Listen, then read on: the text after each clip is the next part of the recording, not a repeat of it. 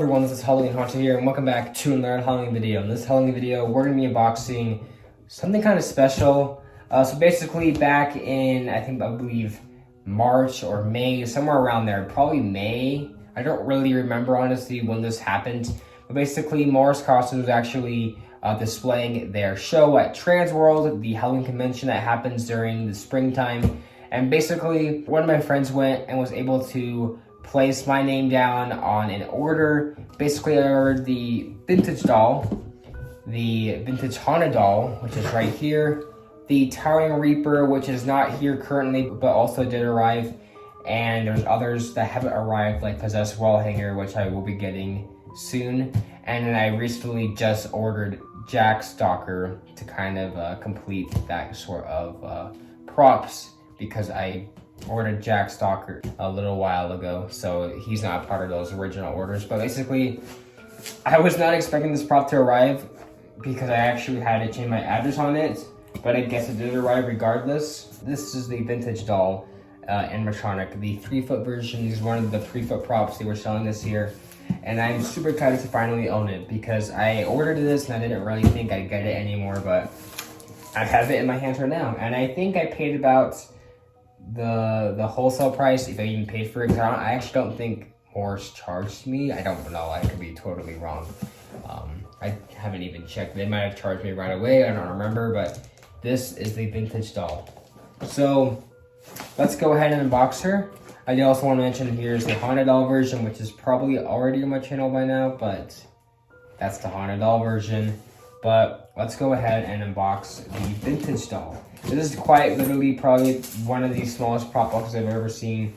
Another one is like the Animated Creepy Girl from Lowe's, but this is actually feels way smaller, especially since this prop actually feels more complete than the Animated Creepy Girl. It feels really weird how small this box is, but I'm really excited regardless.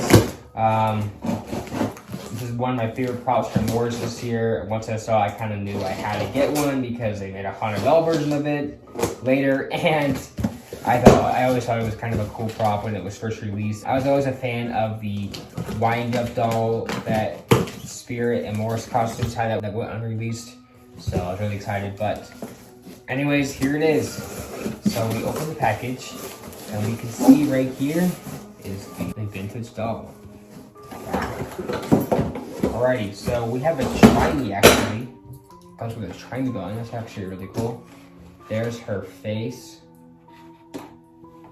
Her face is kind of like a puppet mouth, which is fine with me. Looks really cool, honestly. Her hands are very small. They're kind of like those 3-foot dolls we used to sell back in the day. And I guess she is kind of basic in setup. So she comes with this overall, her dress, her arms, and her head all attached, kind of like the Animated Creepy Girl. We have a little body frame right here. We also have her base, very small. We have a couple of poles, a tape loop, and then we have the instructions right here of the vintage doll. So yeah, that's really it. I mean, it basically is kind of like the Animated Creepy Girl. So we're just kind of set up on screen here. Basically, it's the base right here, and you got 2 poles. I don't really need the instructions. It's pretty simple how it is right now. Another pole right here. This completes those 2 B poles. Then we also have the C pole, which is just the sort of leg piece that kind of connects. This is kind of hard to get in right now, but it is actually really simple. I mean, it's kind of expected, but I didn't think it would be like the Animated Creepy Girl, where she is very simplistic in setup.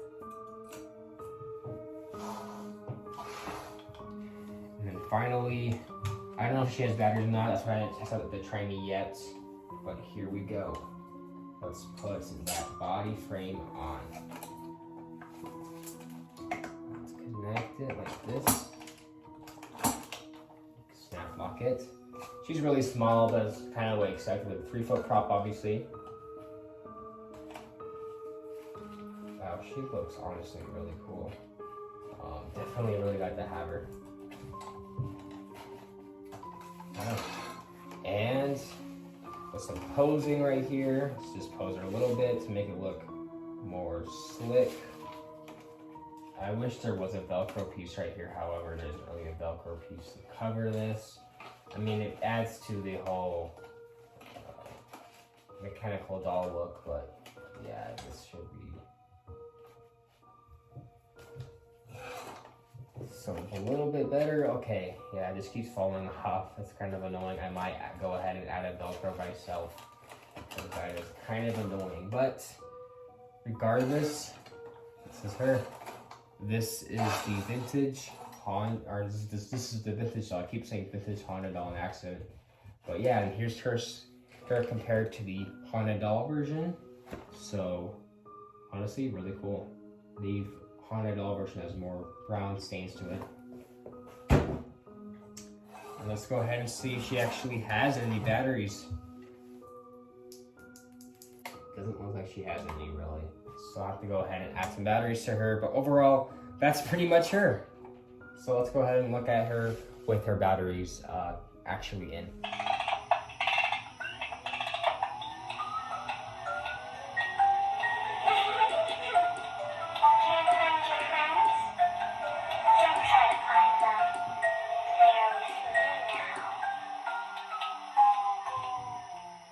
Alright, so here is the vintage doll in a better view. I will also do some sort of size comparison right here next to the Exterminator, who is 6.4 or 6.5 feet, I believe.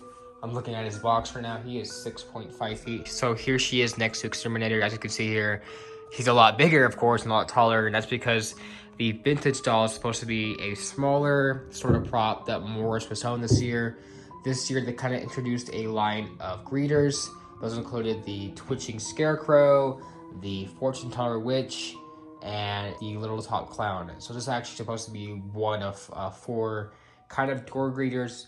They aren't really meant for haunted houses. They're kind of meant more for porch displays or door displays because they are very small. Now, personally, I think out of all 4 of the greeters we got this year, I think this one definitely works in a haunt, because the other 3 just don't really seem like a haunt prop. They're too small for the character.